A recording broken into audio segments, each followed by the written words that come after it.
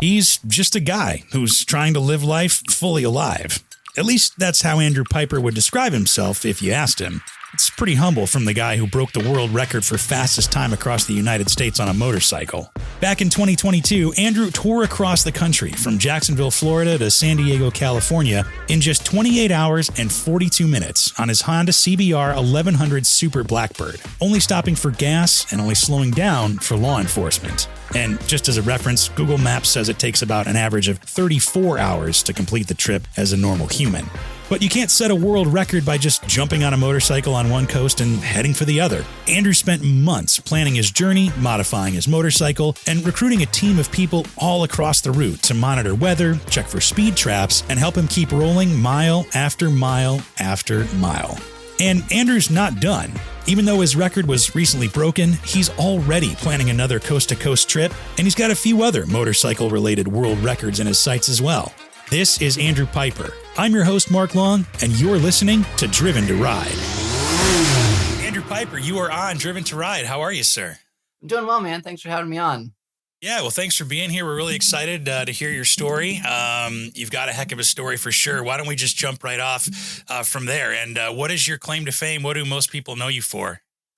So in June of 2022, I broke the record for fastest time across America on a motorcycle. Okay. And so that's my main thing for as far as motorcycles are concerned. No big deal. Just went coast to coast. What was your time? I went from Jacksonville to San Diego, which is the shortest distance across America, in 28 hours and 42 minutes. That's impressive. So, we'll get into the trip and the route and the planning and all that kind of stuff and the actual execution of it.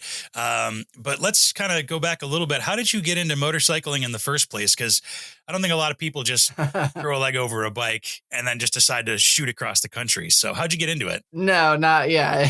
And even many people who have thrown a leg over a bike said, "Oh, that sounds like something I never want to do." So, yeah. Really, ever since I was a little kid, I was always fascinated by bikes. I thought they were really cool. I thought it was neat that you got to dress up like a Power Ranger to go somewhere, and they just seemed like a cool thing to do. I always wanted a bike, and so when I turned 16 and got my license, I immediately got my motorcycle endorsement right after that, and didn't even have a car until college. Just rode everywhere. Oh wow! And so. Yeah, just always had a love for motorcycles. So it was really more of like a utility thing. Like even though you thought they were cool, I mean that's how you got around. Yep. Yeah. Daily driver for several years. Yep. Okay. And what was your first bike then? It was a 1982 Suzuki GS450L. Okay. So small little cruiser. Yeah, an old school one. I've got a 79 Honda CM400, so I know exactly, riding on those old bikes that are carbureted and bad brakes and all that kind of stuff. You learn to ride one of those, you can learn to ride anything. So yes. When you started riding, like, did you kind of know you were hooked from the start, or was there a moment that you were like, I love riding motorcycles? Right. Yeah. No. Really, from the start, it was actually kind of the opposite. Really? Okay. So I got my endorsement in Florida, and so in Florida you have to take the motorcycle safety course to get your endorsement, which I think should be a rule across the board. And so, but in the safety class, you're on 125cc bikes in a parking lot, and that's pretty much your whole riding experience. And my parents were very anti-motorcycle for a long time, and so I didn't have dirt bikes or anything growing up, and so this was really my first riding experience. And so the first time I went to like 55 miles an hour was my first time on the road legally, and I was just mortified. I was like, man, this is crazy. Like, I'm so exposed. Like, one mistake and I'm just dead. Like, I'm not comfortable at all. But I already bought the bike. Like, I can't afford a car and a car insurance. Like, this is what I'm doing. So I guess we'll figure it out. So, road took a while to get used to just how different it is from being on a bike versus inside of a car. But my first job was working at Chrysler as a oil tech, and some of the guys there also rode, so kind of started to get a little bit of a community there with some guys that rode, and they were all about it. So yeah, just kind of I'd say more of like the community of that I got involved with, and other people who rode, and just kind of sharing that camaraderie is really what got me sold into motorcycles. Nice. Yeah, and I imagine they probably got you more comfortable and a lot more confident as the years went on. So, Yeah, absolutely. so how did you even come up with the idea of trying to break this record to even go coast to coast? Obviously there's the Cannonball Run, but what specifically turned you onto it? Yeah, so it was just one day in Florida. Me and one of my motorcycle buddies were flipping through YouTube, just looking at different motorcycle videos, and then along the side on one of the suggested videos was I broke the record for coast to coast on a motorcycle, and so like, okay, that's an interesting title. Let's click on that. And so it was this guy Axie Creef and out of San Antonio, who had done it on a BMW S1000RR, which does not seem like a bike I'd want to ride for a long distance. And Yeah.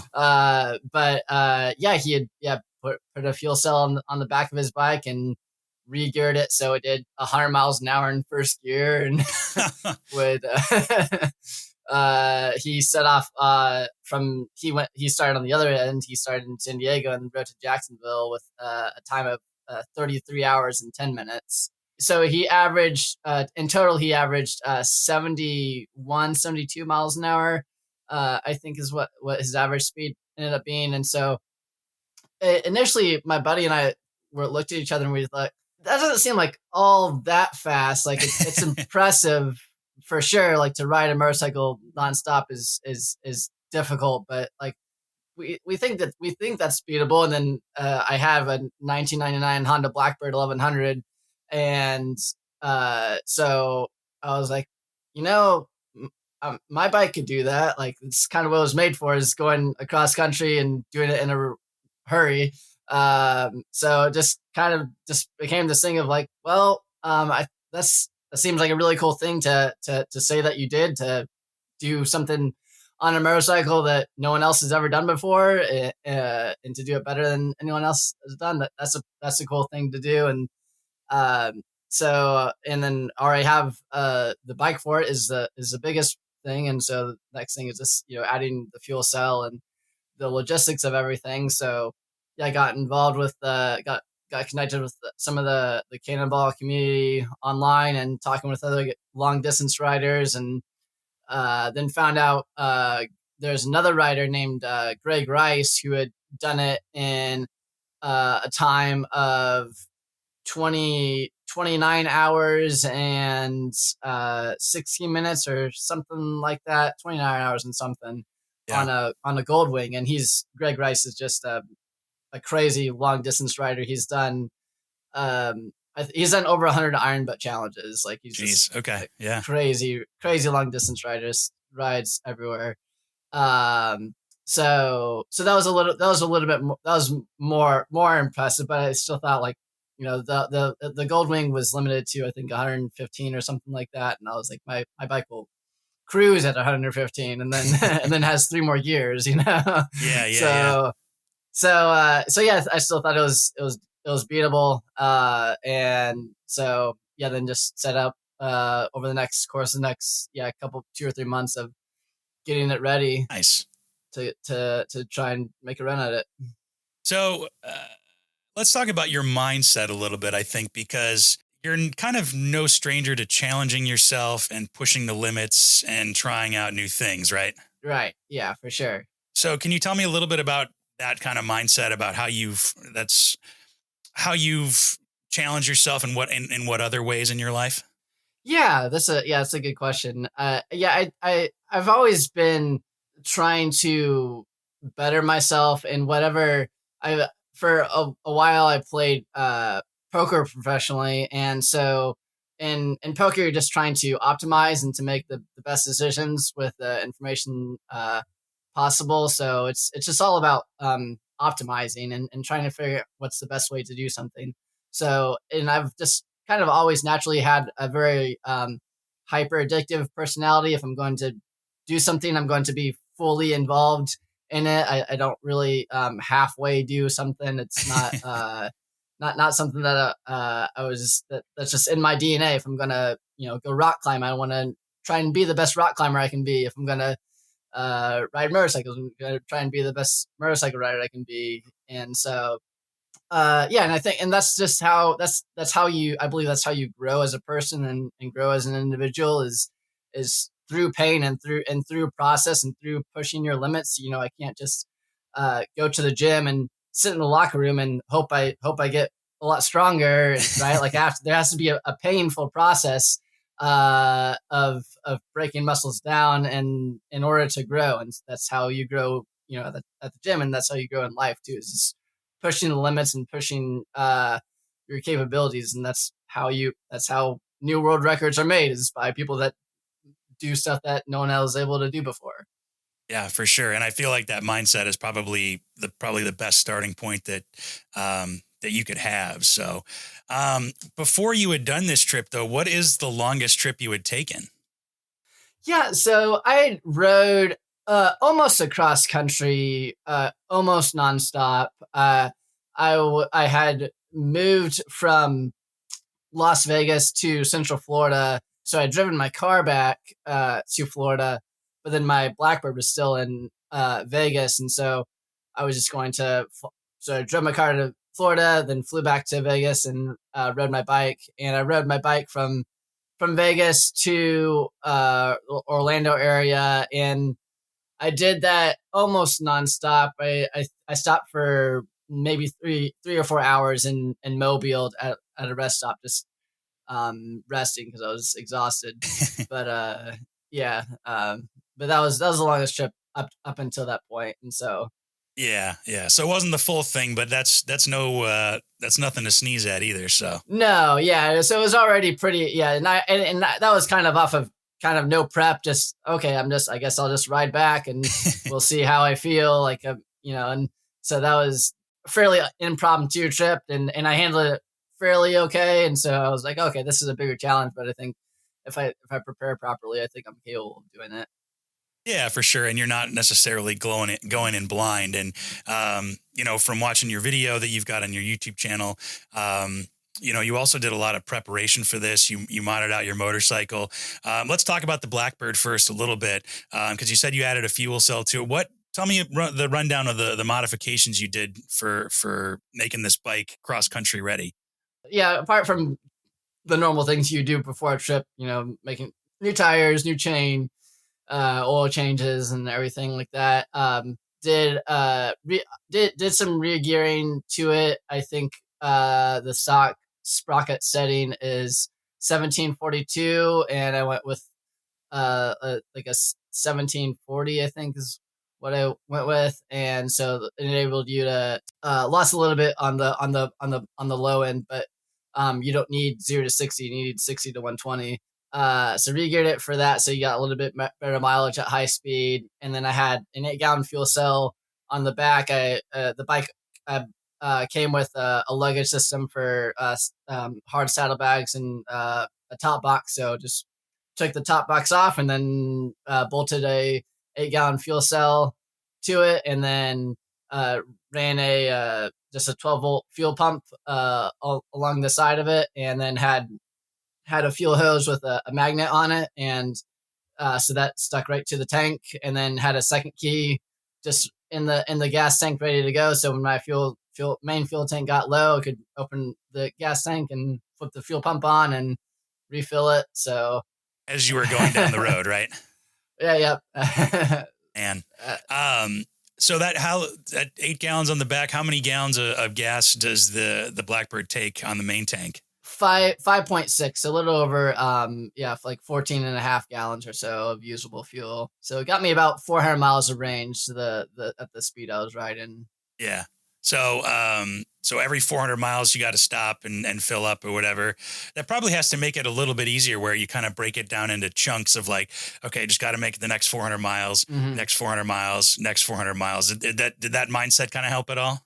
Yeah, it did. And just any breaks, like at all during it, whether it's traffic, okay, like okay, it's traffic, so I have to, I can't go as fast, so Yeah. maybe it's a good time to like eat or rehydrate or top off the fuel, something to break up of just trying to go as flat out as possible. Just the mental challenge of just being in race mode for 30 hours straight is very challenging.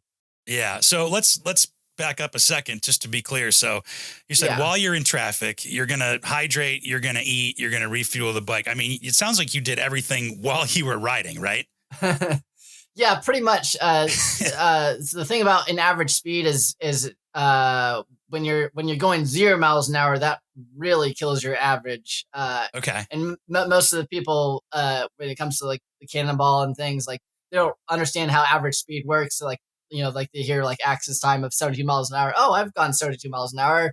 I've averaged 72 miles an hour. No, you haven't. You actually averaged like 54 probably on your trip. Okay. Like, Yeah. Yeah. Yeah.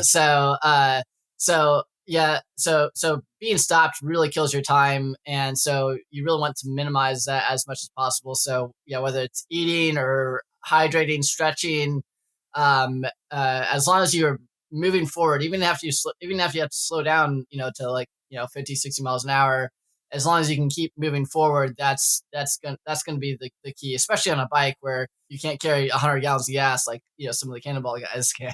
Right. Yeah. Yeah. You have to plan your stops and everything. Let's talk about that route a little bit. Did you pick the route that you did just because the starting point was pretty close to where you're at because it's the shortest? Just what was your thought process behind that?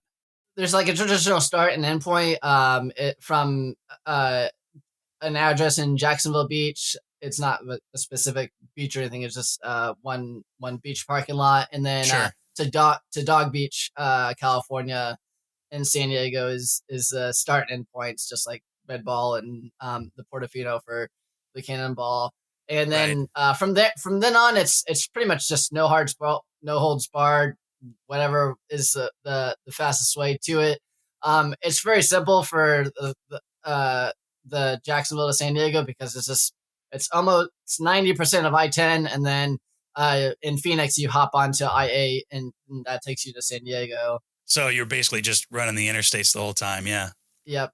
Um, yeah. Did you kind of plan out your route, like timing wise and city wise? Tell me about what kind of went into that, the route planning. There are so many variables. There's probably like 130 variables of this Oh, trip really? of for all these little small things that you wouldn't normally think about, like like how am I going to, okay, I'm going to have snacks, how am I going to get the snacks open, how am I, Yeah. how many calories am I going to pack with me, Yeah. I have a hydration bladder, is the 32 ounces enough fluid, so probably not. Okay, so how am I going to carry those, and how am I going to refuel those, and all these small little things. So the major variables that you don't really have that much control over is weather, law enforcement, and traffic. Those are the three big ones. Right. And you can kind of mitigate those a little bit depending on your circumstances, but those are just kind of unknowns.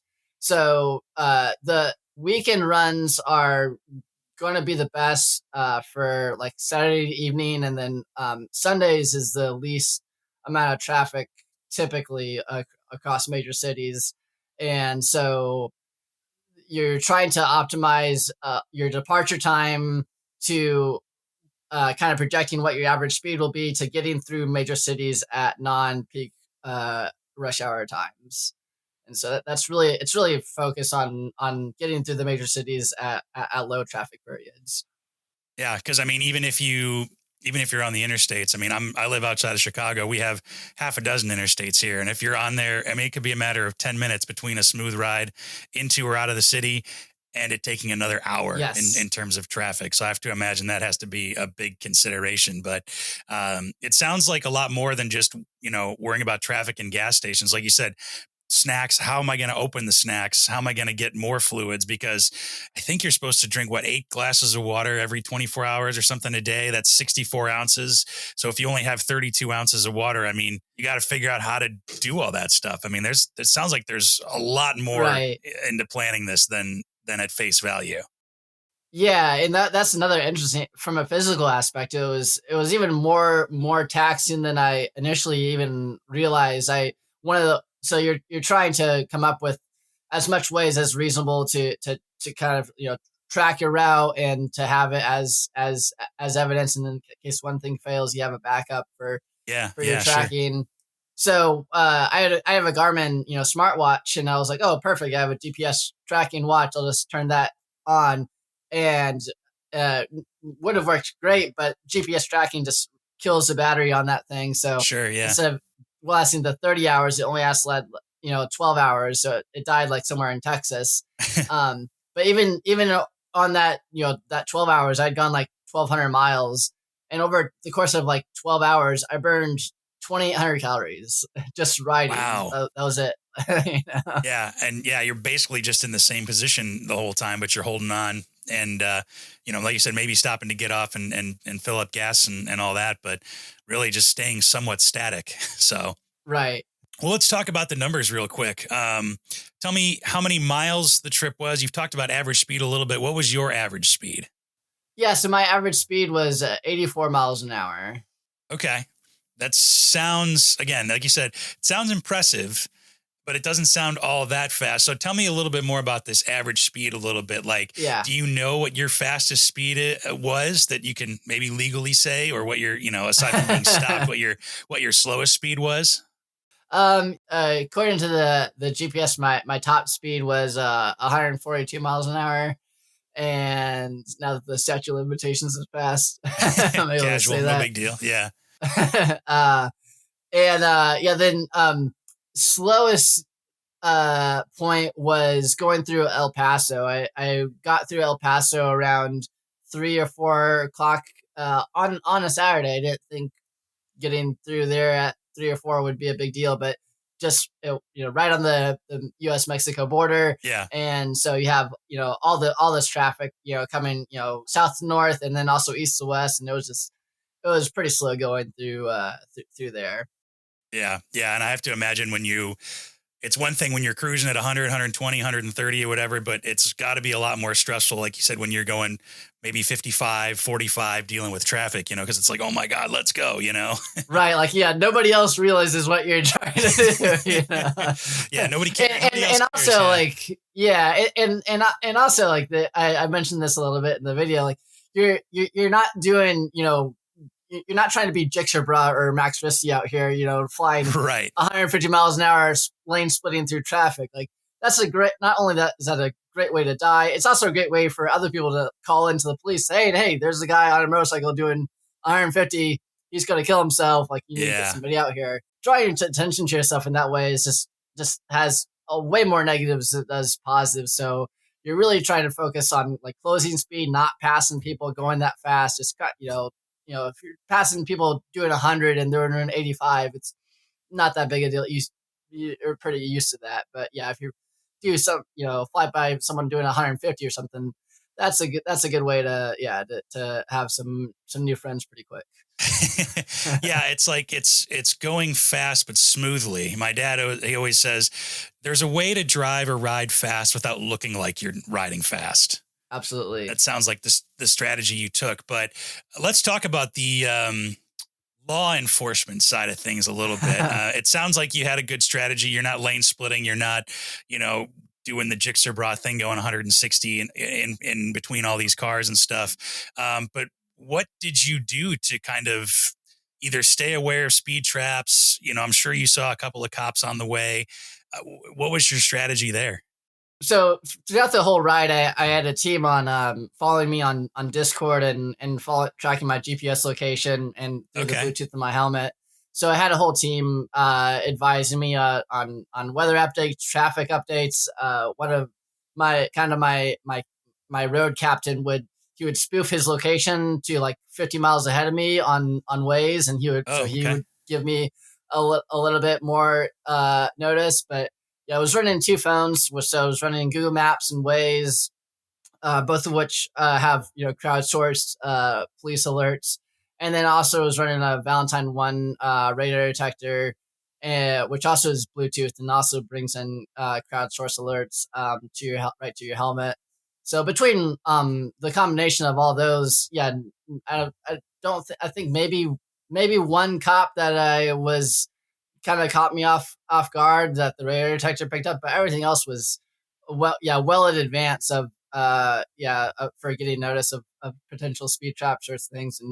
And so you just be I remember one time, and I think through Arizona I was just kind of laughing to myself because I was notified of a police officer ahead. So it was an open road, so I was just going flying, and I was like, okay, let me slow down to 75. And a few minutes later, there's a state trooper. He has a minivan pulled over, and like 5 minutes ago I was doing 140, but like you got the minivan. yeah, seriously. It sounds like, I mean, obviously there's preparation and thinking ahead, and it's super cool that you have a team and everything, but some of it just sounds like luck too, because you could have Absolutely. somebody just sitting that just got to like a U-turn, or they just got done pulling somebody over, or like they maybe have that van pulled over and you didn't see it, and then you blew by at 140. That van got and say, have a nice day. I gotta go. Yeah, that van is the luckiest van in the state, and you're done. So, did you have any close calls like that, or it sounds like you were pretty fortunate the whole way? Yeah, as far as that goes, it was pretty fortunate. Texas was kind of a disappointment because after you get through San Antonio, you just have wide open West Texas, and it's nothing but wide open rolling hills.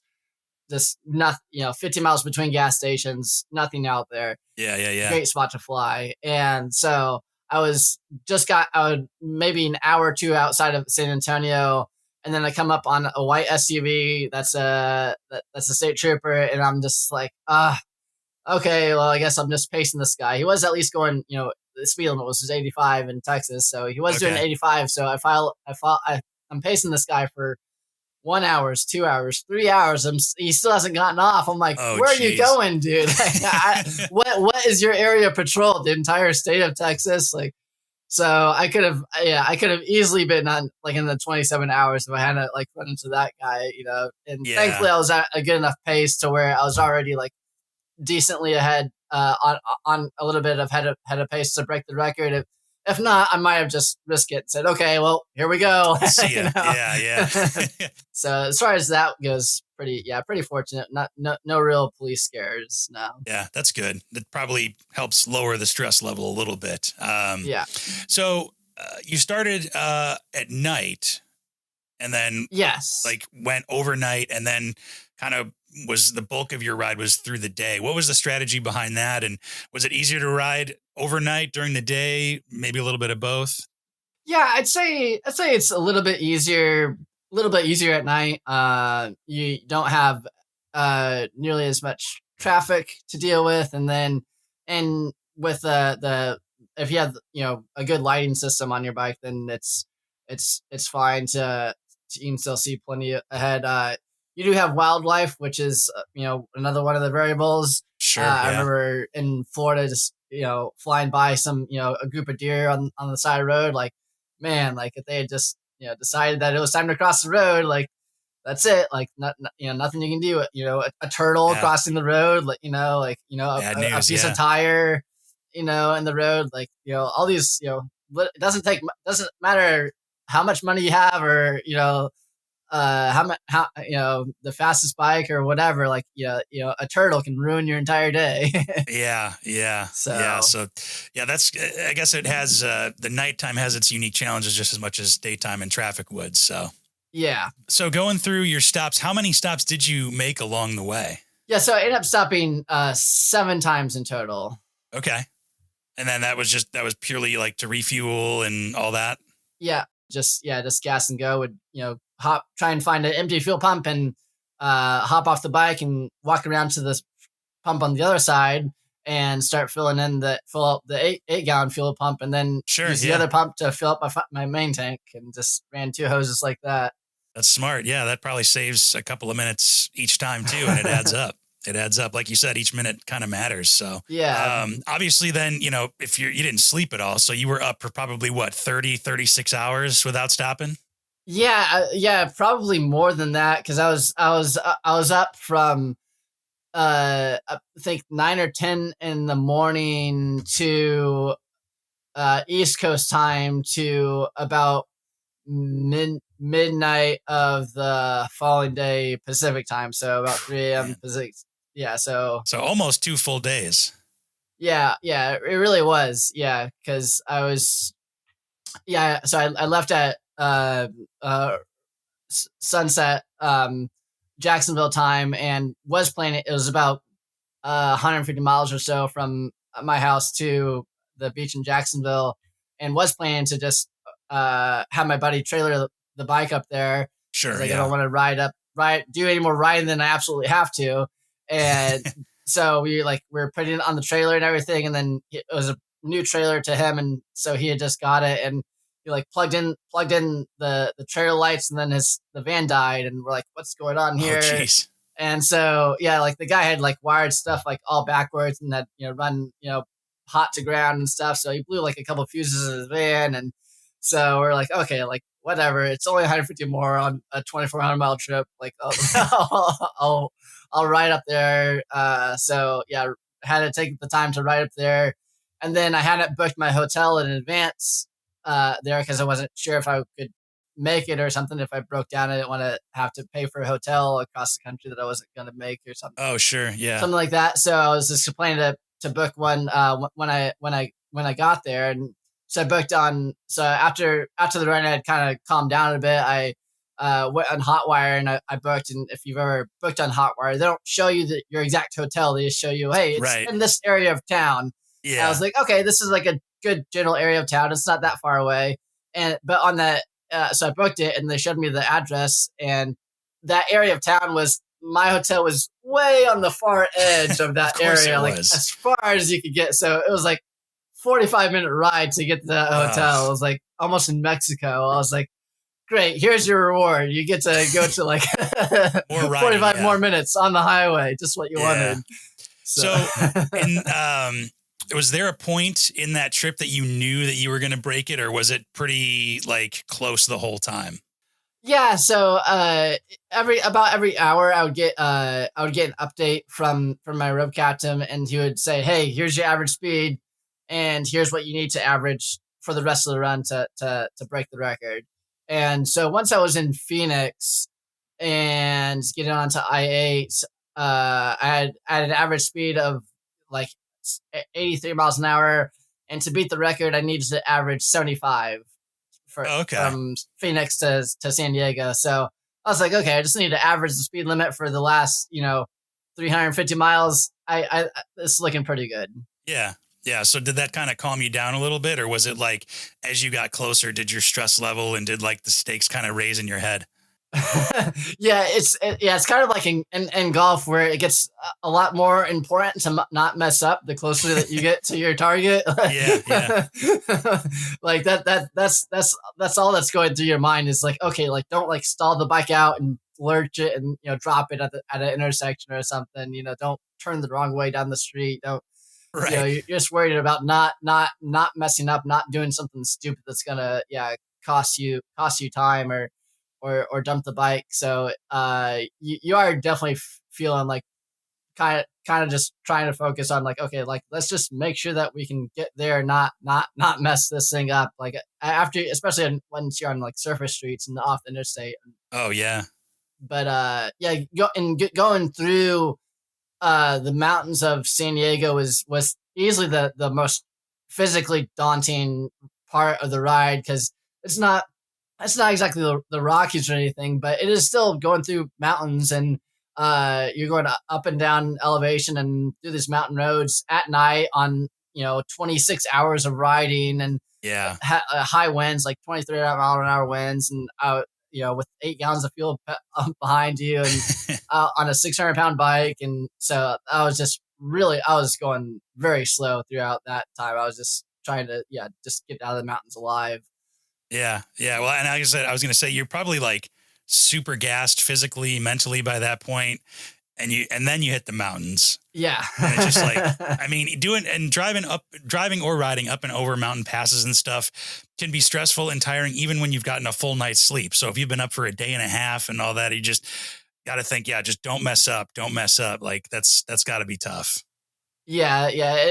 Anytime you're riding and you see multiple sunsets, that's you've been riding for pretty long. Yeah, that had to mess with your head a little bit. Like, just your sense of time. Did you even have like a sense of time, or was it just like an hour by hour thing? Yeah, I had a general idea. I'd driven long distance before. I'd crossed the country. Like a dozen times or so before on cars and things. So I was familiar with long distance trips like that. But yeah, it's still just you kind of just go into just another mode of just like, okay, like I don't care how much it sucks, like I'm gonna get this done. You know, if my glove wasn't one of my gloves wasn't very touchscreen compatible, even though it was supposed to be. Sure. So after wasn't having to use your phone all that much to like open different apps or anything. You're mostly just riding, but sometimes you needed to like open up Discord or open up another map or a weather app or something. Sure. And so with the gloves I was working with, it was just very touching the wrong thing like constantly. And so a few hours into the ride, I stitched my glove and I was like, okay, I'm just going to ride with one glove and have a weird chin line for a few weeks. Cause I think it's faster to, I think it's more efficient to like ride without a glove on one hand than be fumbling with my phone when I should be looking at the road. Yeah. Yeah. Like you said, optimizing and everything. So when you got to the beach in San Diego and you finally finished it, kickstand down, what did that feel like to finally get off the bike? It was pretty surreal to just get off the bike and then, hear the guys in my helmet, they're calculating like the final times and like, did you get it? Oh, I freaking got it, dude. Like, yes, like, like new record. And so just, and that, it's just you and the guys in your helmet in the whole world that know it at that point. Sure. There's no welcome partying or anything. Like, there's no crowd of people waiting for you. Yeah. Everyone else is just at the beach drinking, like it's, yeah. So, so you're just kind of like in your own little, space. But yeah, I was, pretty excited, pretty thrilled to have done that, to have gone from just seeing a YouTube video and like, I think I could do that. And then it was way harder than I thought it'd be, but I did it. So it was pretty cool thing. Congratulations, man. That's it's impressive no matter what. Although, and you say this in the video too, is you are not currently the record holder. Somebody beat you not too long after, right? Yeah, not that long ago either. Yeah, so in October of 2023, a guy named Jacob Scruggs on his Harley Davidson Ultra Limited with fuel cells in the saddlebags. Okay. Beat it by a measly time of 17 minutes. So he did it in 20 hours and 28 minutes, which is just on a 24-hour trip, like to be that close either way is just very, very rare. Like the odds of that is just extremely like, very slim to have a time that close is just kind of wild. And then to have it beat by, I mean, a guy in a Harley, you're just like, man, like this, it's a little bit demoralizing. Like, like all the credit to him, first of all. Like, for sure. Crazy ride. Like, you did it fantastic. But, if you beat it by 2 hours, I would have felt way better, honestly. 17 minutes is just, come on, man. Yeah, because like 17 minutes could have been like, if you hadn't had to pace that cop in West Texas, like it probably ran through every single scenario in your head that you could have shaved some time off. So, well, then the question is, are you going to do a round two and try to beat him? 100%. Awesome. That's cool.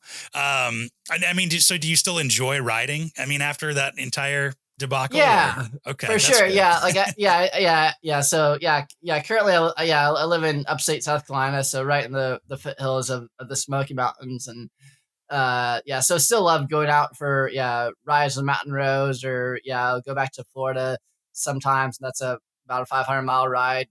I enjoy all forms of riding, whether it's just some twisties up in mountains or a little bit longer distances.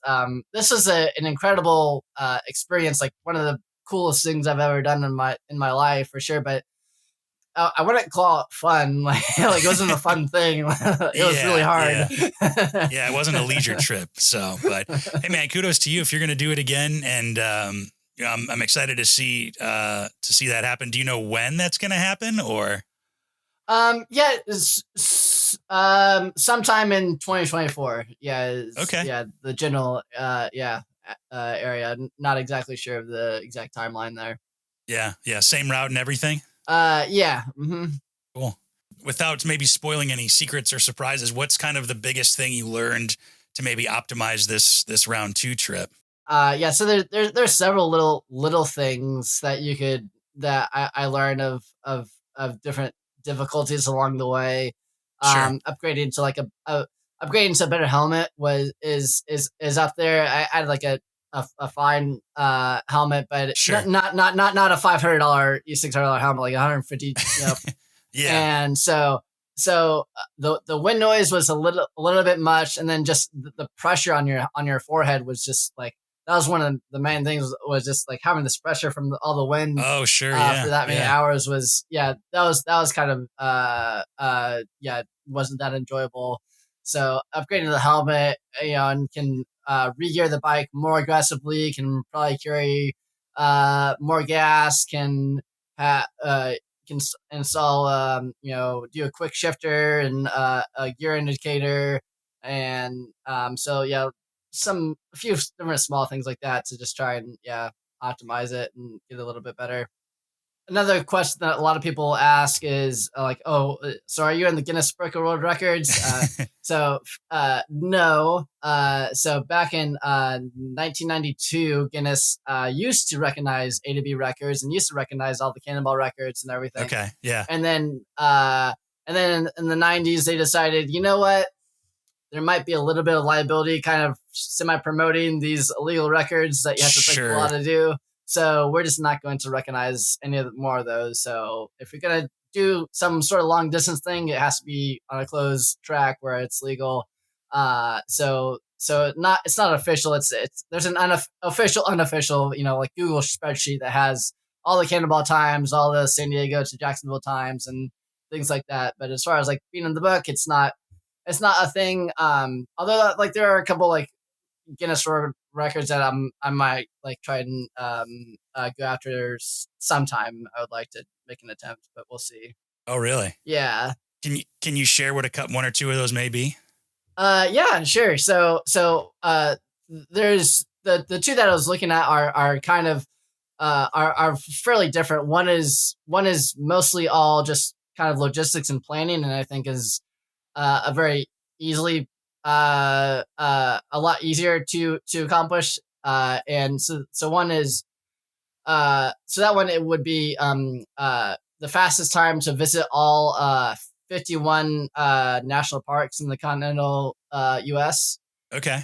So that was done last 1 or 2 years ago by a guy in a Harley Pan America, and he was the first one to ever do it. And so he kind of contacted Guinness and said, "Hey, what's the parameters for this thing, and what am I allowed to do, what am I not allowed to do, and how do I track it and everything?" So he visited like all 51 parks in over the course of a couple months, like 51 days or something like that. Yeah. So he'd spend 2 or 3 days sometimes in a park, and so I think 51 days to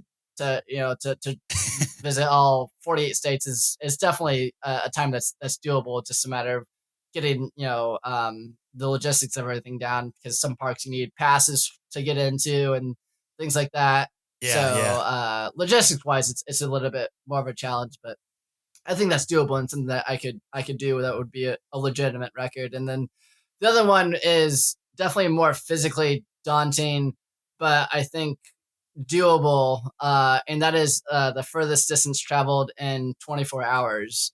And so that was set by Ivan Cervantes, who is a 6-time enduro world champion, but and he's a sponsored rider for Yamaha, and so he did it probably at the best track in the world to do it on in Italy. They have a Nordo high speed loop, which is just a 8-mile high speed loop. It's just one big donut that's 8 miles. Okay. To go around, and so he had a whole pit crew there to help him with that. But I forget exactly what my I'm not sure if I have the numbers for what my total stop time was on my run, but I know it's probably like maybe might have been an hour total stop time. So his stop time for his ride was almost 4 hours. He was stopped for like 3 hours and 45 minutes, and he did it on a bike that didn't have cruise control. Well, it did have cruise control, but it only worked to like 80 miles an hour or something. And so he was like at full tilt, and that his bike only did, I think, 120 tops. So he just like had it at red line the entire time. And the whole time, yeah. And didn't have a fuel cell or anything. Like Yamaha kind of did it like as a promotion of like, hey, there's no extra things on this bike. You can walk into the factory and walk into the ship and buy this exact world record bike. Yeah.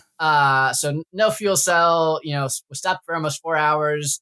He had to stop 17 times for fuel because without that, when he had to change the rear tire, when they changed the rear tire out, they didn't have a new wheel ready to go and just pop on. They like broke the tire down and changed it like that. So so there's like all these things where like I think it was impressive. He rode over. He averaged over 100 miles an hour doing it. I think he average speed was like 104 miles an hour for the 24 hours. Very impressive.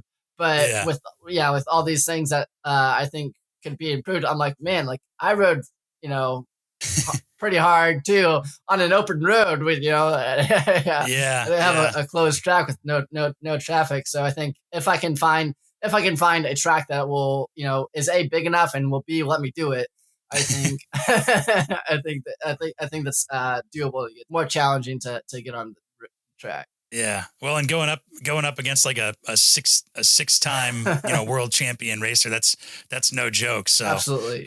You've got your set sight high, man, but I'm all for it. So where can we kind of follow along with your journeys of doing the coast to coast again, or maybe tackling these new records? Yeah, sure, for sure. So I'm on all forms of social media, YouTube, Instagram, TikTok, all at Bike King 19, Bike King 19, and yes, that's where people can follow me, or just go to bikeking19.com and find all my stuff there. Cool. Well, Andrew Pieper, congratulations. I'm excited to see you do it again, and big props to you, my friend. Thanks for being on Driven to Ride, and we appreciate it. Yeah, absolutely, man. Thanks for having me on. It was a lot of fun. Thanks for listening to Driven to Ride. Interact with us and check out full unedited conversations, photos, interviews, video interviews, plus other goodies on YouTube or Instagram at Driven to Ride Podcast. Or you can check us out at driventoridepodcast.com. And make sure you leave us a rating and review from wherever you get your podcasts too. If you have an idea for an episode or a guest, or you want to invite us out on an adventure, email us hello@driventoridepodcast.com. Driven to Ride is wholly owned by Flint Rock LLC, made possible with help from Matthew Miles, and written, hosted, and produced by me, Mark Long. We'll see you out there.